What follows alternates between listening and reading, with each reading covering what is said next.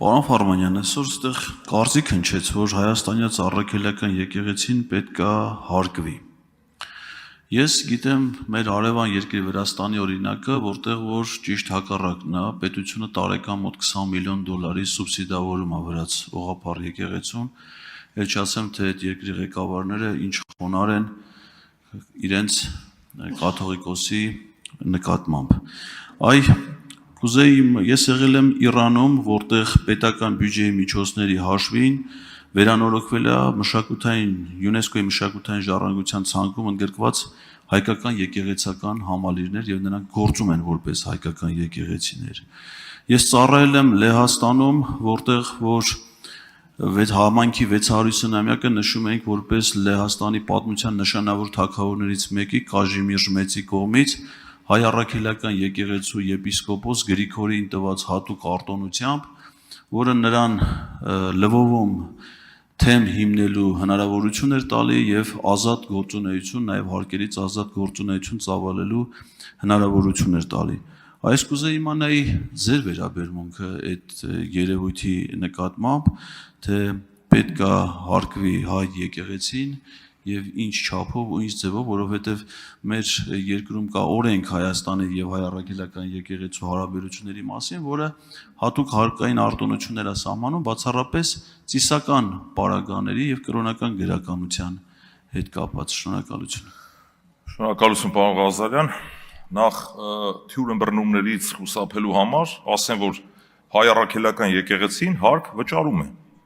2025 թվականի տվյալներով հայ առաքելական Սուրբ եկեղեցին վճարել է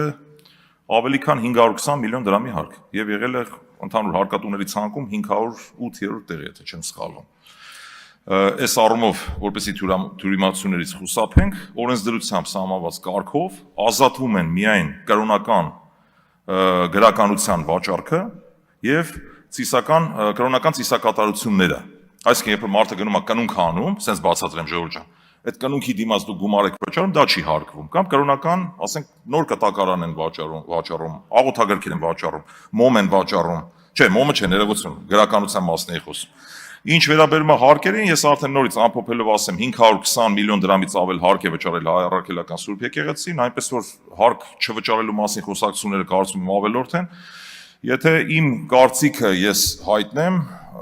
մենք ունենք ցավոք սրտի մեր գործընկերների հետ խորը գաղափարական տարբերություններ, դա իրենց խնդիրն է, չեմ ուզում մեկնաբանել, ես այլ կարծիք ունեմ, հայ առաքելական Սուրբ եկեղեցին բոլոր հնարավոր միջոցներով պետք է պահել, փայփայել, որտեղ սա ոչ միայն մեր հավատքի,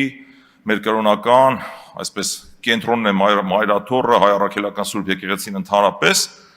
այլ դա ինստիտուտ է, հայապահպան ինստիտուտ, որի միջոցով հայը մնացել է հայ։ Այս առումով բոլոր հնարավոր միջոցներով պետք է իմ կարծիքային է, որ պետք է աջակցել։ Արձագանքելով ձեր ասածին ասեմ, որ Էջմիածնի մայր տաճարը նույնպես հանդիսանում է ՅՈՒՆԵՍԿՕ-ի համաշխարհային մշակութային ժառանգության հուշարձան,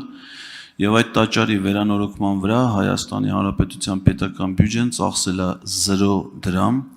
Ավելին տևական ժամանակ տաճարի վերանորոգման աշխատանքները չէր որակվում իբրև բարեգործական, այսինքն պետք է շինարարները անգամ հարկվեին տաճարը վերանորոգելու համար, երբ որ այդ նույն ժամանակաշրջանում կառավարական հանձնաժողովի կողմից